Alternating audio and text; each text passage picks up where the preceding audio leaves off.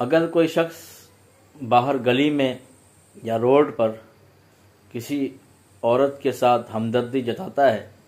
اور اس کے حق میں آواز اٹھاتا ہے، اسے کہتے ہیں بھائی بڑا مرد ہے،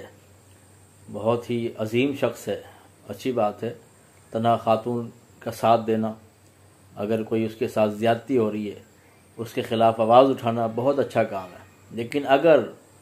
کوئی شخص گھر پر اپنی بیوی کے دفاع کے لیے بات کرے،